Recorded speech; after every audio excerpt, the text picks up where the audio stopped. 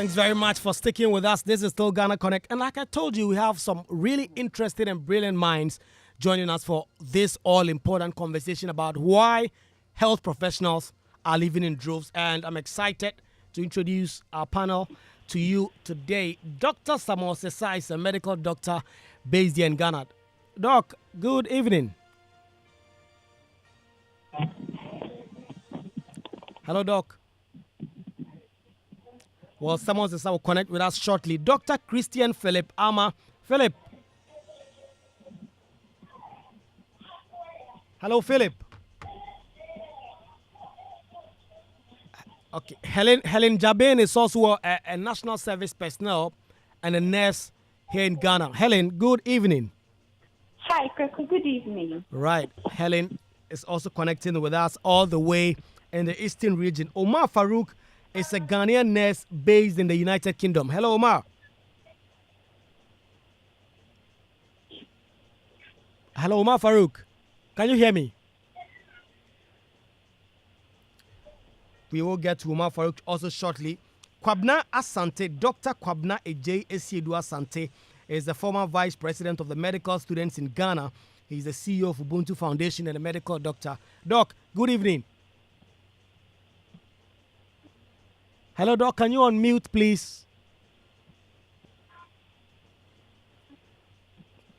I also have Christy, a nurse who recently moved to the United Kingdom and is connecting with us. Hello, Christy. Christy, I see that you are muted. Can you unmute, please?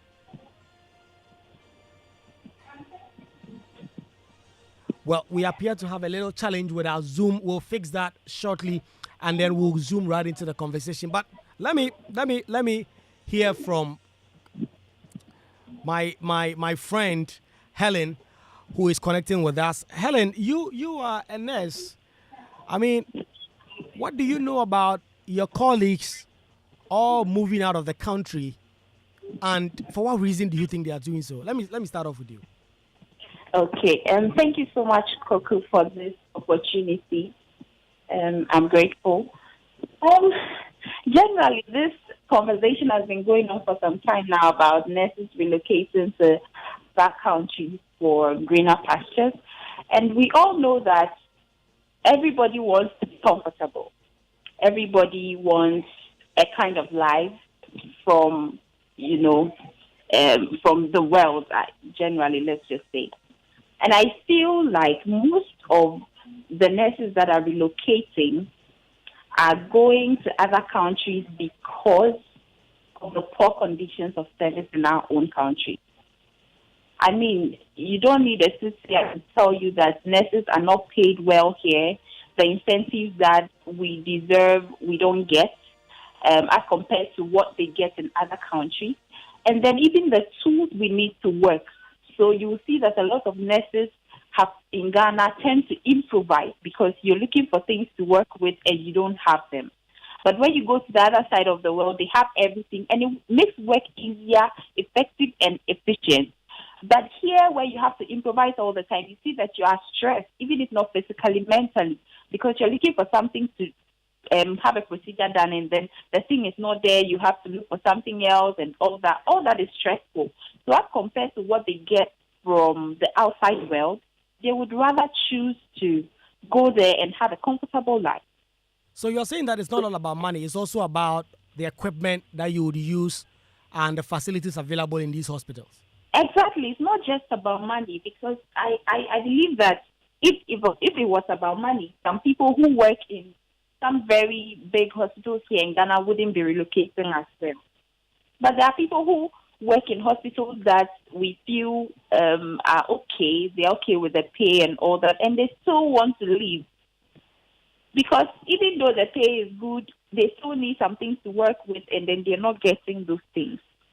So I think that it's not generally just about the money, but it's also about the tools that we need to work to have an efficient and effective work, and the tools that we need to make work easier for us.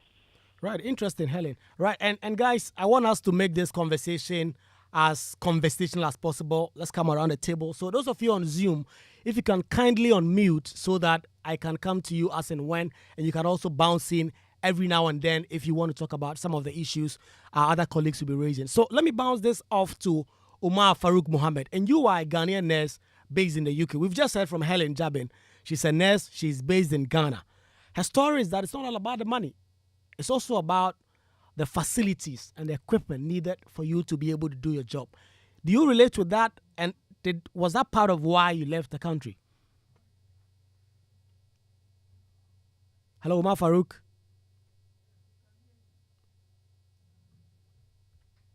Hello, Umar Farouk. Can you hear me? Well, I think we have a challenge with the Zoom. We have a challenge with the Zoom that we have to fix ASAP. So, I mean, let me stay with you, Helen, on this. The point about, I mean, you left school not so long ago. Do you get a sense that there are a number of your colleagues, a lot of them, who really just want to move out as soon as they finish? Well, this question, I mean, is so clear. Recently, when I started the process of my national service, I met this one guy and from conversation, I mean, he was just on his phone, and I realized that he was in a group, IELTS, something, something, something. So then I was like, hey, are you going to write IELTS? Then he said yes. And I asked, why? You just finished school. Why are you going to write IELTS? He said, I want to leave the country. And I'm like, we are just doing national service. You want to leave the country already? He's like, yes, he didn't train to work in Ghana. Then I asked him why. He said, now you the pay they give you here, are you comfortable with it? So you see, someone who just finished school cannot wait to go. He barely has his license, like he doesn't have a PIN yet, but he's already preparing towards leaving this country.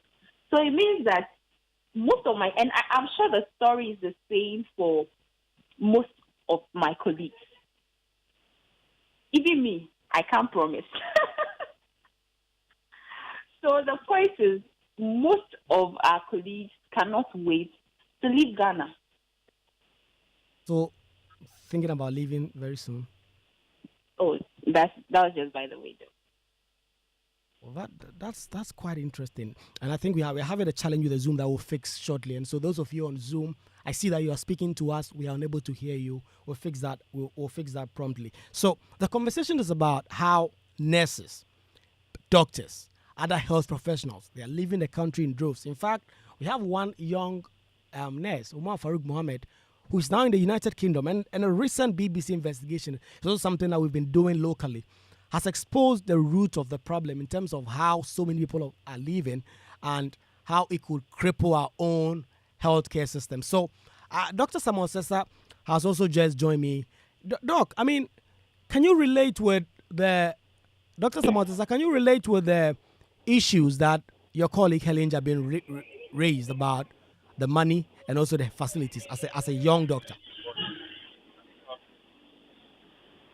Hello, Sessa. Hello, Samuel.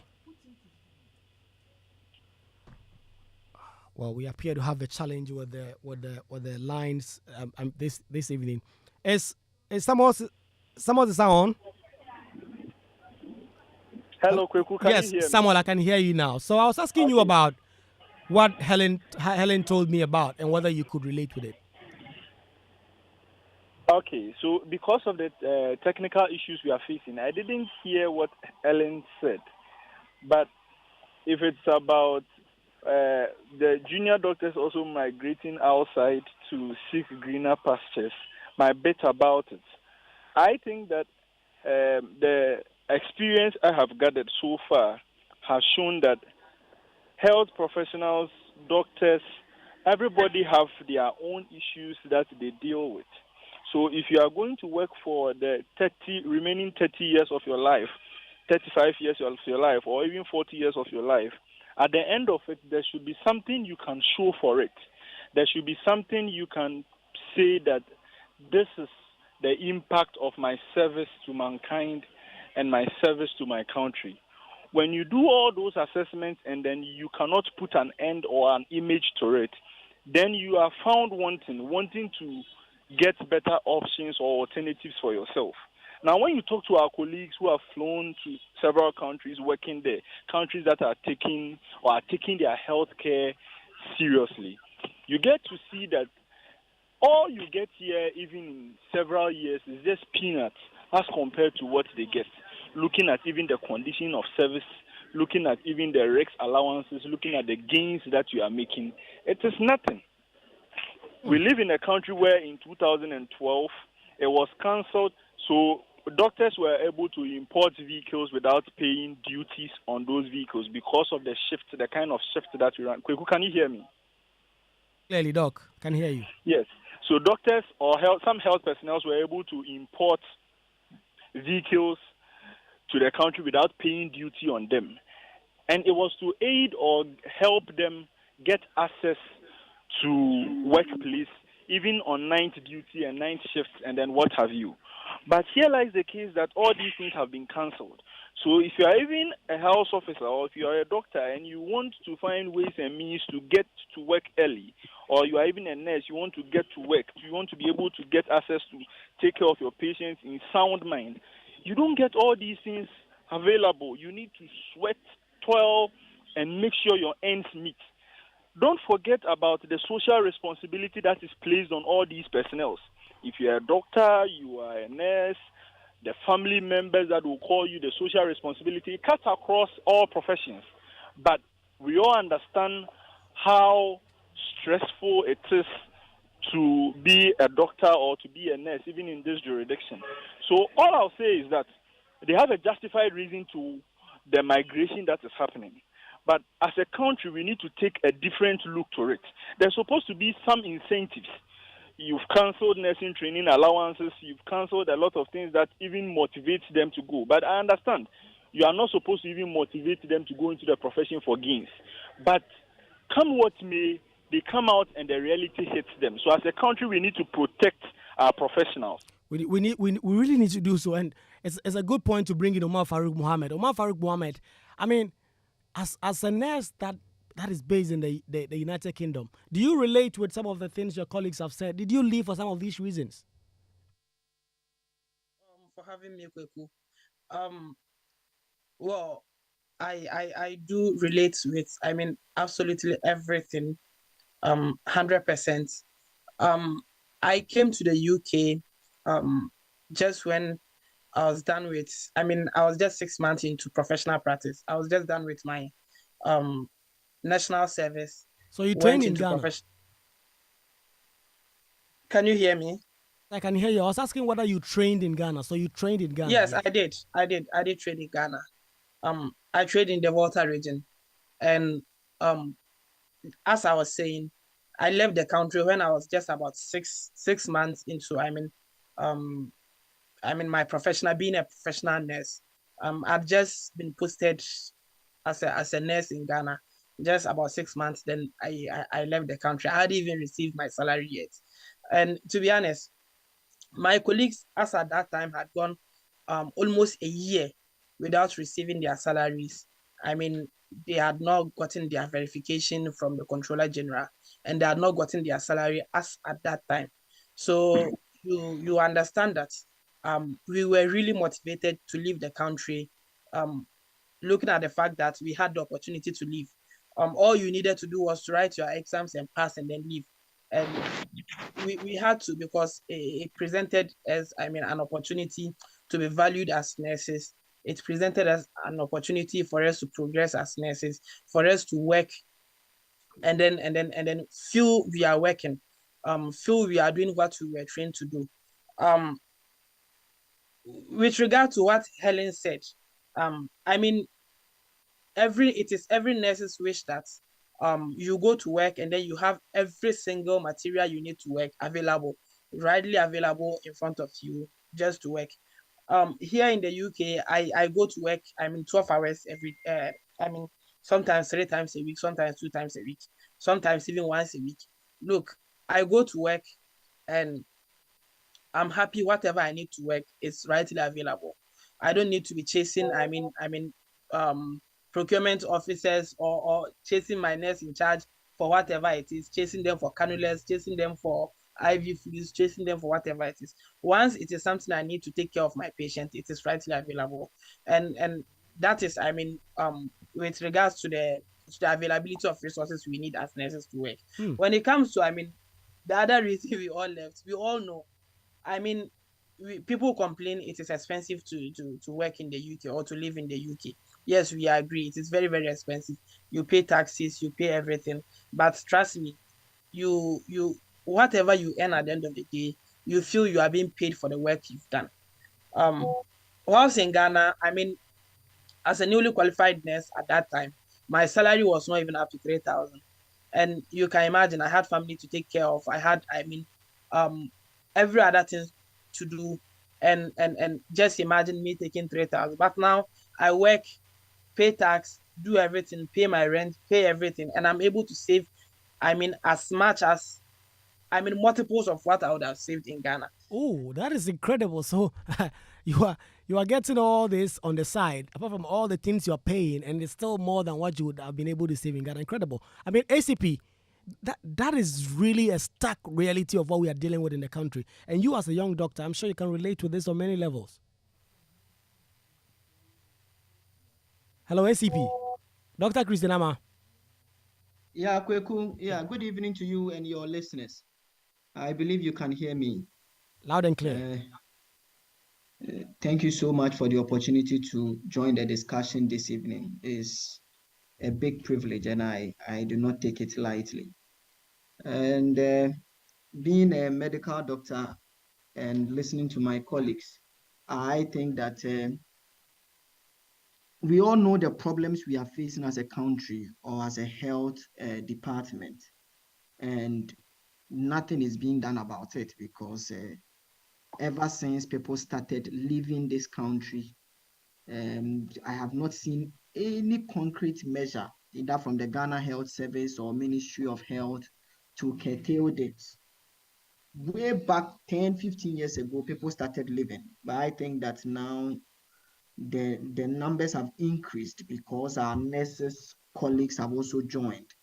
And for instance, let me use the field of medicine. When somebody finishes as a medical doctor and joins the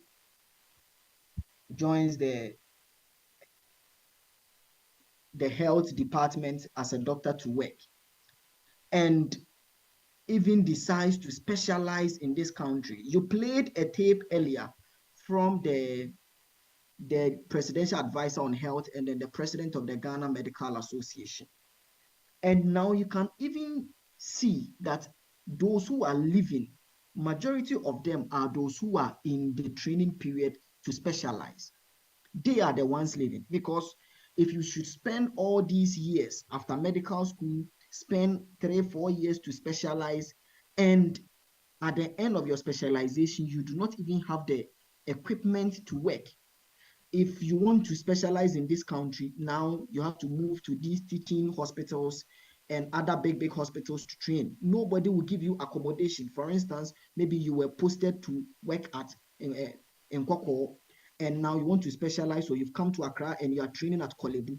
When you come to Kolebu, you need to get accommodation for yourself, and that accommodation will be paid by you. Yes, it is true that the academic fees that people used to pay when doing these residency programs or specialization programs have been taken away by the government. But there are other fees that these students in training or doctors in training pay. And if you should put everything together, finish this training, and even the items to work with are a challenge, and you think that there is somewhere in this same world that you can just sit down, read few books, pass exams, go there, you make more money, and your condition of service is way improved, and you can take care of yourself, your family, and those who invested in your medical training, you can also take care of them, especially your parents. Why sit here? After all, who do you owe? Who do you? And that's a good question. That's where I want to bring in Lady Lumela. And ACP, thank you. I'll come back to you. Lady, I mean, you've just heard from ACP. He's led a student union before USAG. He says that if you have all these outside, then why do you stay? For us, I see that you've trained and you've been in this country for 13 years. Do you relate to what they've said? And why have you stayed in the country for that long, given the opportunities that they say is available outside? Okay, thank you, Kweku. And good evening to your listeners and viewers as well. Well, to your question, let me just say, if I should get a chance, I'll leave, Kweku. Yes, You will I've leave. been here for, oh yes, Kweku. I will. In fact, later I'm going to get Helen's number so that I'll be communicating with her. So, just as my colleague said, our condition of service, the salary, in fact, just looking at our economic situation, it makes life so difficult. As a nurse in Ghana currently, we have families, we pay bills. For instance, even when you come to the healthcare professionals, when we get sick, there is a saying that who watches over the watchman? It's so pathetic that you get sick and God forbid if you should get like a kidney problem and a nurse to be on dialysis. I can assure you that no nurse or midwife can afford it unless he or she is coming from a very rich home. If not, it means Are you he or telling me she. that as a nurse in your health facility, if you fell sick, that sick, the facility will not take care of you?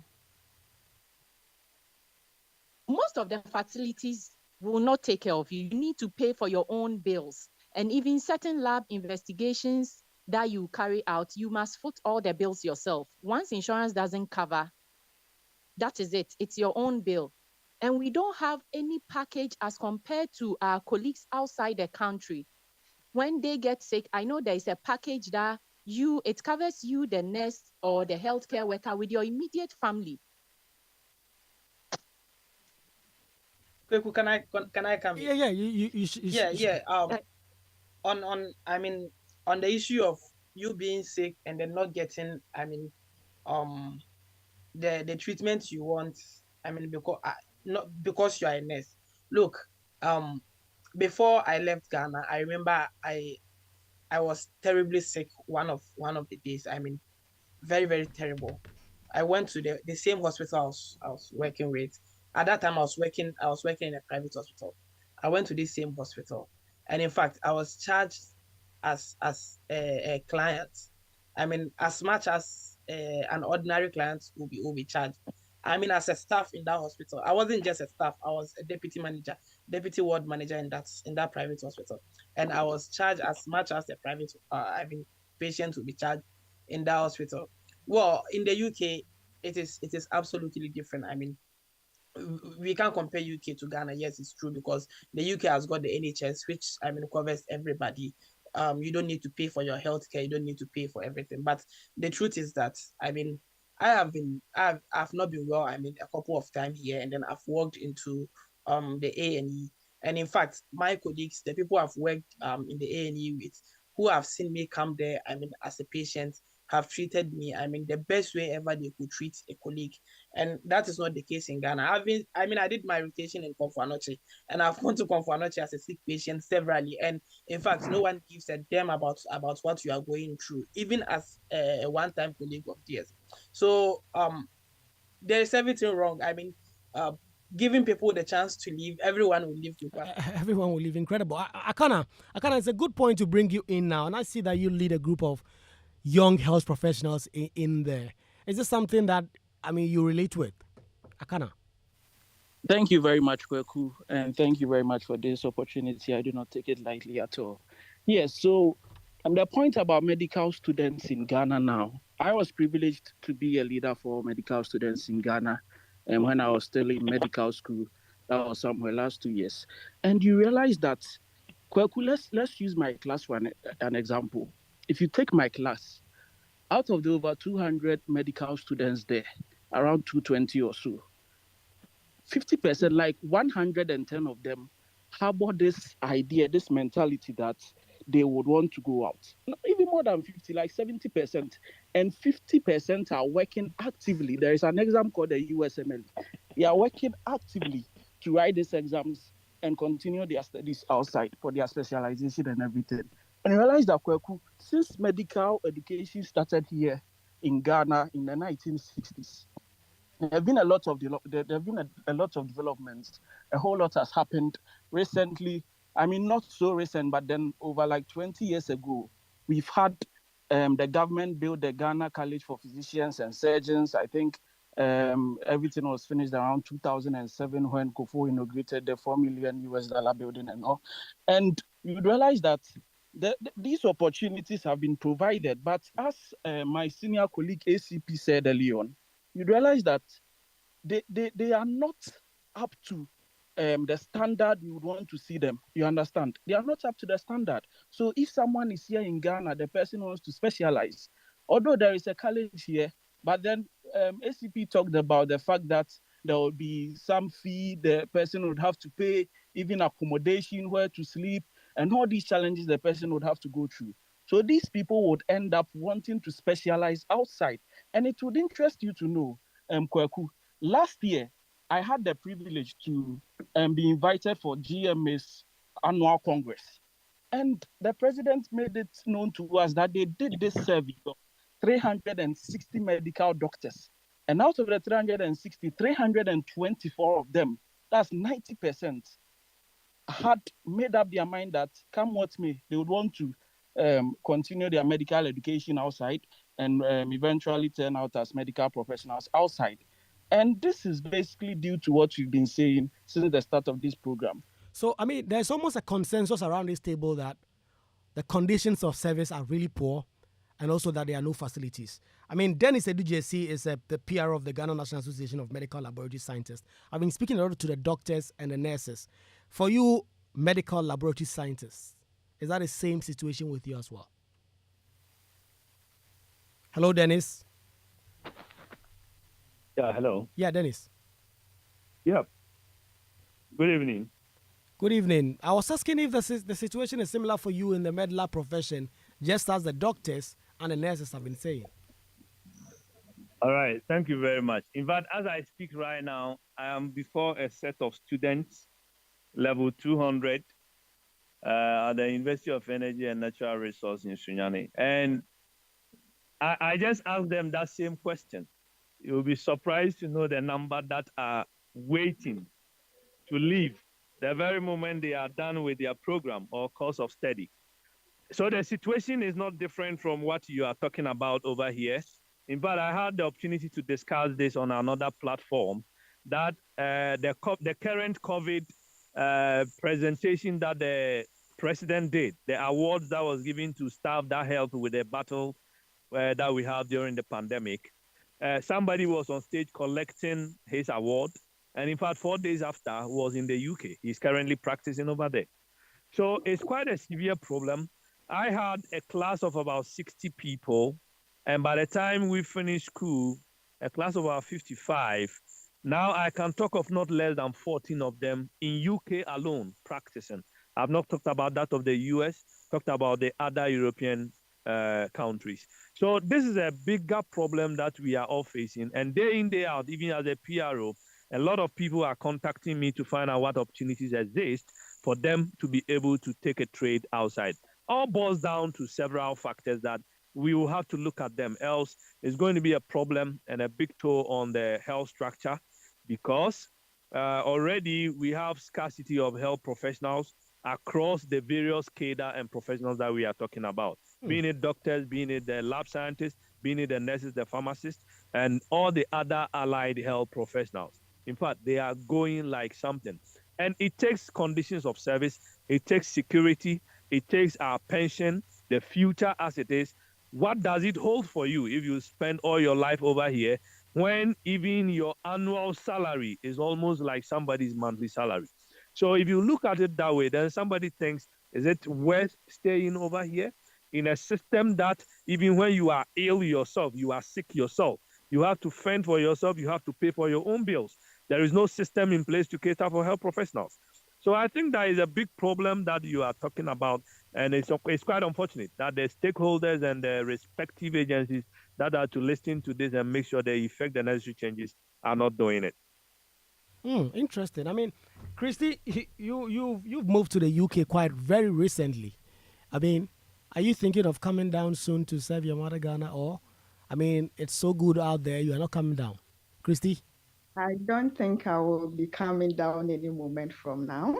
I don't think so. No, I don't.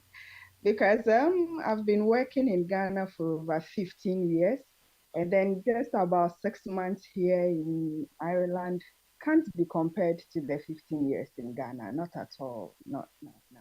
You've worked So I there don't for think, that short period, and yeah, it compares to the 15 years you were in Ghana. not at all. Not at all. So I don't think I will be coming to Ghana any moment from now. No, I wouldn't. I mean, is there anything that you think we can do that will change your mind, and or even if not you, that will keep the next generation of health professionals in this country? Do you think there's anything we can do? It all boils down to better condition of service, better condition of service. And then like the healthcare system, being it on the wards, those outside the wards, like healthcare packages to the nurses, their families, they've all talked a lot. And then I think that our healthcare system really needs to be looked at. Maybe they should sit down and then restructure everything, re-strategize everything from the least healthcare personnel to the highest doctor. I think everything should be looked at because looking at condition of service for Ghanaian nurses is nothing to write home about. So the least opportunity anybody gets, that person will definitely leave. That person. Nathan, surely you are coming Yes. down, aren't you, Nathan?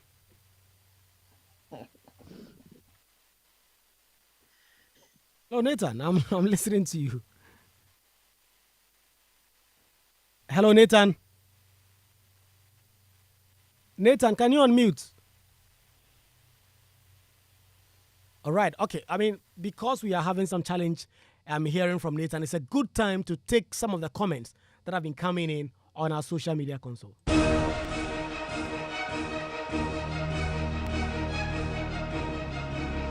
My colleague James Savage joins me in studio. James, I mean, quite some really interesting questions we've been getting and some interesting comments. I mean, can you run us through it? Yes, Kwaku. So this one is from Becky in Kumasi. Becky says, I understand that things are hard here in Ghana, but can the nurses leave the bank alone and use their own monies to process their traveling issues and stop taking our loans to travel without thinking about repayment plans? So that's a bank, someone who works at a bank. It says people are taking money and you are running away with it. Okay. Exactly. So Guy Fawkes in Tema also says that the fact remains the only reason why health practitioners are made to endure poor working conditions and remuneration is just that our leaders have no respect for these professionals. Nana on the Spinters Road says, I worked with NHS in the UK for 15 years as a medical secretary, and one of my consultants said to me that Ghana saves the UK a lot of money by training them and allowing them to leave the country to join them. It is sad Ghana pays them allowances to train them with monies of the taxpayer in Ghana. I mean, really interesting, and there are a lot of comments from people who are nurses and doctors who are saying that they're going to leave in droves. Because we are just about wrapping up, let me go around the table again and see if there's anything that we can do to try and stem the tide and increase or advance a lot of the health professionals in the country. I mean, Doc, if you can do this for me in maybe 30 seconds, I'll be grateful. Dr. Sessa, I want to start off with you before I come to ACP. Doc, what can we do and what is missing? What is the missing link?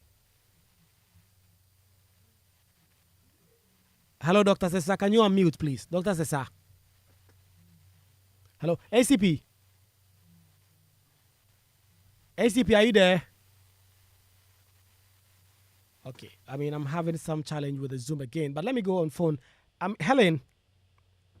Yes. Yes. Helen, so you appear to have given someone an idea, and there was someone on the Zoom who said that they are going to reach out to you after this call and get you to give them the ideas. What do you think we can do to stem the tide? Well, so we definitely would have to, I mean, someone has already mentioned that we have to look at restructuring our health care system.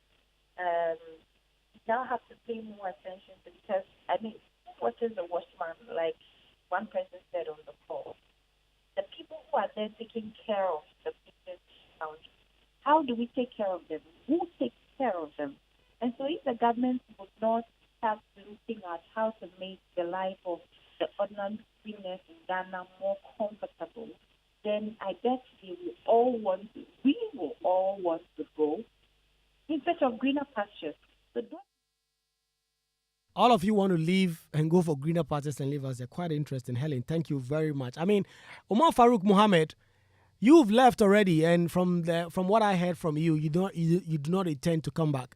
But is it anything that you think we can do so that we can fix the things here? Is it all about the salary and the working condition? Is that all it is about?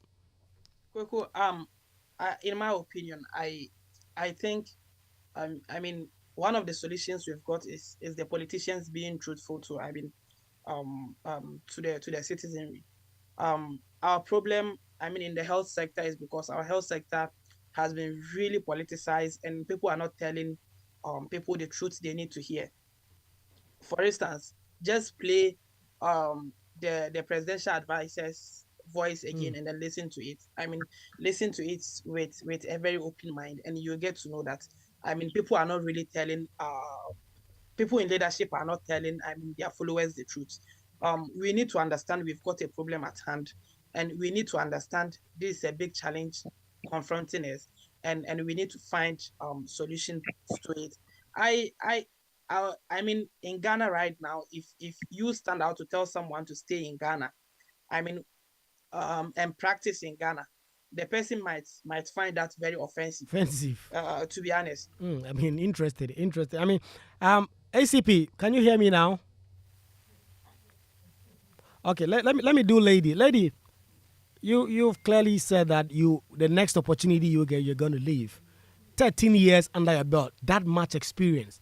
What should we all do so that we can keep you in Ghana doing the Lord's work? Thank you, Kweku.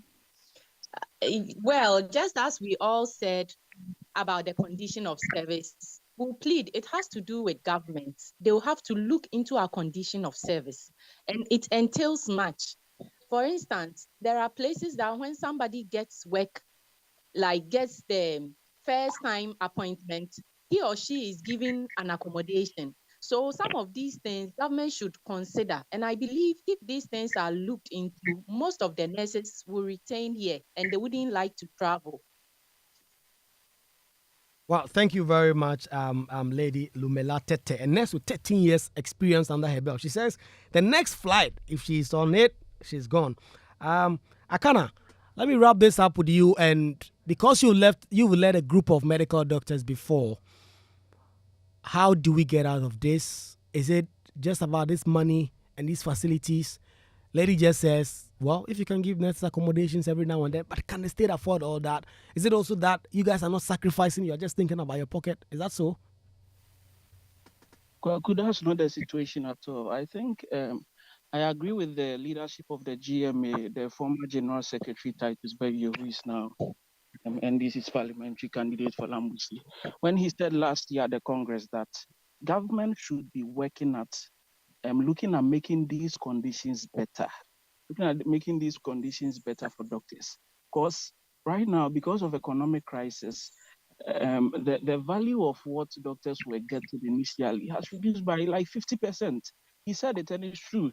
And you see, they even threatened that they would be soon demanding that the amount given here, the pay or the salary given here would be pegged against the US dollar.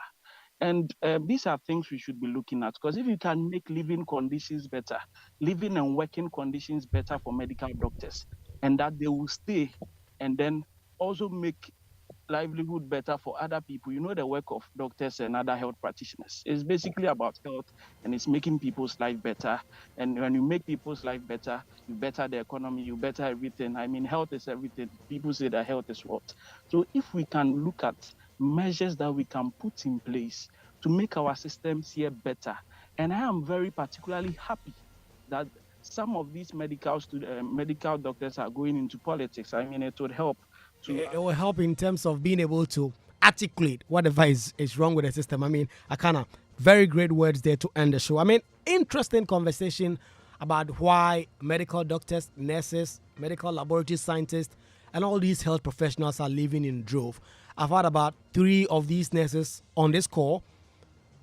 3 of them are outside already. They say they are not coming back. There are those in Ghana already who are saying that the next available opportunity they get, they are not going to miss out. They are jumping on the next available flight and they are gone. That is food for thought.